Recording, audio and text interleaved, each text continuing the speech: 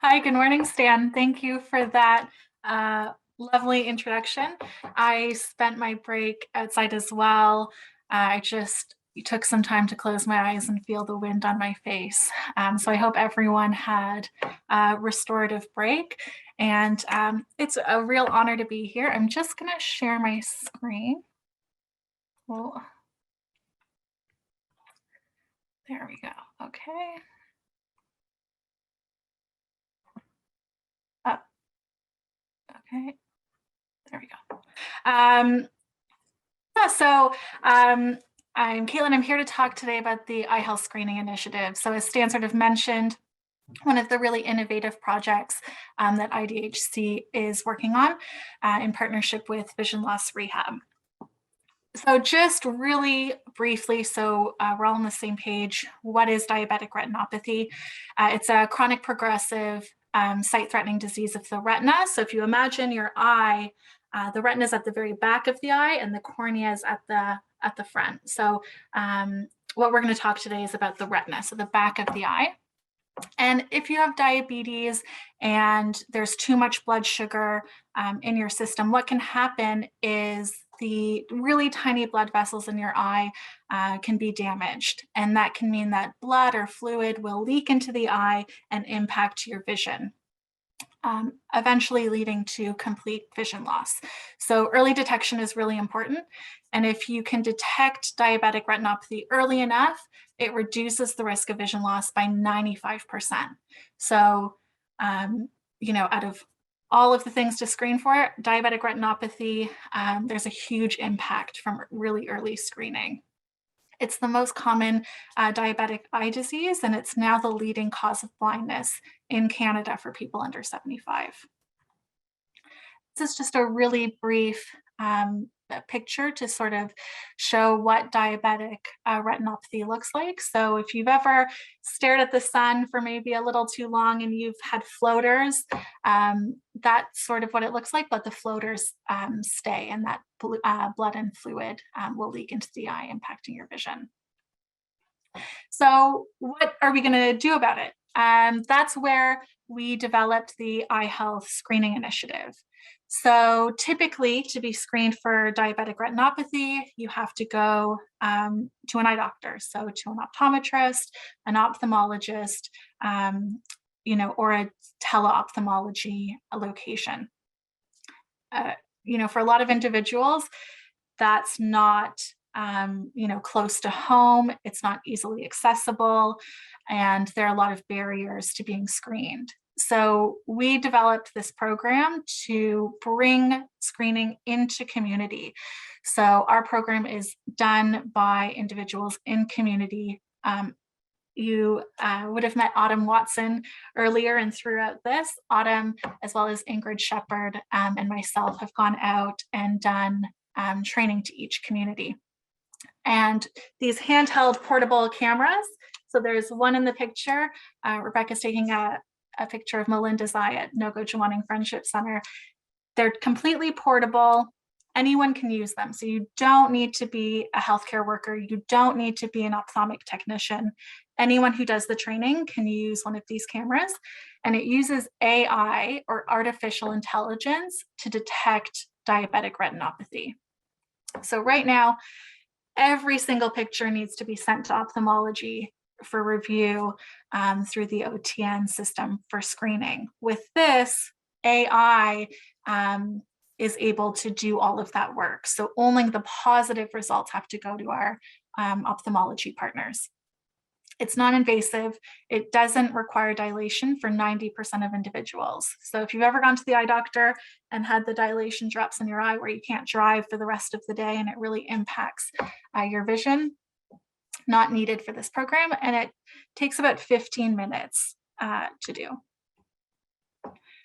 So it was presented to community through Vision Loss Rehab and IDHC. We have a guiding knowledge circle that really directs the direction that we're going. And it really is a community-based intervention.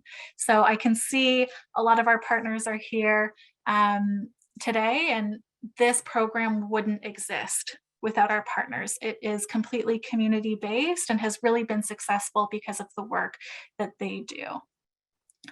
The beauty of the program is that it is done by trusted frontline workers. So, you know, this program, you can be screened in your home, you can be screened at the community health center, at a health fair, in a culturally safe way. So if you want to smudge beforehand, you can be screened in the language of your choice. That's really the beauty of this program. And it provides access to screening really for anyone. So as I mentioned, you can do it at home. We have one partner who works with people who are experiencing homelessness or are unhoused. It can be done mobily. And with that, it really reduces transportation barriers. So some of our partners in the far north, who I also see are here today, this camera can be put on a plane and go to a fly-in community. There is no need to bring one of the really bulky tabletop fundus cameras. It's the exact same technology in this handheld model. There's really significant decreased wait times between appointments. So someone can come in, they can get a screen, and the results are there within 15 minutes. If it is positive, we have a really great partnership with Kingston Ophthalmology, and they review all of our positive screens from all over the province. Right now, we're only running in the province of Ontario. And they review those images and then come up with a care plan within 2 to 3 business days. So really decreasing the wait times for appointments. And then ultimately it reduces the risk of vision loss. As I mentioned, early detection is incredibly important. And this AI can pick up diabetic retinopathy at a level that the human eye can't. So the earlier we're able to find it, the earlier we're able to make sure that no one has to lose their sight because of diabetes. So this slide sort of goes over the process. So as I mentioned, any provider can be trained. 4 images of a person's eyes are taken. So 2 of the right eye, 2 of the left eye. There's a picture there on the right-hand side of a person's eye, and that's sort of what the images look like. Those pictures are then uploaded into a piece of AI software. The report comes within 60 seconds. What happens next? So if it's negative, our recommendation is rescreening in a year. Anyone with diabetes really should be screened for diabetic retinopathy once a year because it can develop really quickly. So really important to keep on screening. IDHC and VLR developed a whole suite of communications resources. We'll take a look at them in a minute. And there's that point of care education piece built into our program. If it is positive, as I mentioned, those images get sent to our partners at Kingston Health Sciences Center, their ophthalmology department, who comes up with a detailed care plan for next steps for that individual. Vision loss rehab, we have a dedicated service coordinator to this program. So someone who will walk the individual through each step of the process, can help them book appointments, and is really there to provide a full circle of care. So here are some examples of our communication resources that I spoke about. There's a beautiful grandmother, Renee, with a teaching on one of our pamphlets. So our current state is we currently have 16 cameras that are operational across the North region and the East region of Ontario. We have trained over 25 frontline workers, which include community health representatives, community health nurses, long-term care and primary care providers. And we're funded through Ontario Health's Test of Change program. So what happened was in 2020, because of the pandemic, there was a huge decrease in eye health screenings. And Ontario Health wanted to come up with an innovative way to address this. So we're one of only 4 projects that are funded in the entire province, and they really see the benefit and the innovation behind this program. So as of last month, as of September 2022, over 150 individuals have been screened by the Eye Health Screening Initiative. And along with the examples on the side of the back of one of our pamphlets and our postcard, we have a whole suite of resources for our partners. So we have, appointment cards. We're in the works right now with a video series that was filmed over the summer, and that will be rolling out. So we're sort of rolling along now. The train is certainly moving forward, and our current project goes until March of 2023. So we're right in the middle of our project. Here's a list of our current partners. And while we're on the screen, I really do want to take the time to thank all of our partners. Like I said, this program would not be possible without them. The community that supports this project is the heart and soul of the Eye Health Screening Initiative. Also, Autumn, Ingrid, and the entire IDHC team have really embraced this project, and they're the heart of why it's so successful. So really thankful to each and every person who contributes to the screening. And, I've been to a number of screening days, and it never ceases to surprise me how impactful this program is. We've had people who haven't seen an eye doctor in 20, 30 years. And while it can be, scary to have a positive screen, it means that we can put supports in place so that no one has to lose their vision. And it's really impactful. I don't know how to put into words really the beauty of this project and the impact it's had. Here, we have two sort of our statements. Autumn is here, and then Dr. Tenhove, who's the head of the Department of Ophthalmology, is also really the one who has, from a clinical perspective, put his support behind this program. And we've been really lucky to have ophthalmology really buy in and support this program.